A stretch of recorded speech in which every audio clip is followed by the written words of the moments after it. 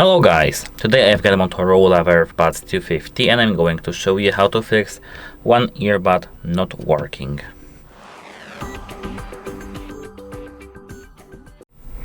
So, let's at first open the case.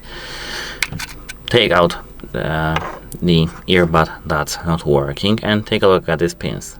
If you see any debris here or if they are below the level of this plastic, let's start with the first thing. If you see that there is some dust, you need to clean it with non-metallic tools, of course, for example cotton swabs or something like that. But if you see that they are below this level of the plastic, of course below, you need to contact the device support because it's just broken. So, and that's the first thing, because your earbud may be not, it may be not charging, so that's the first thing to check.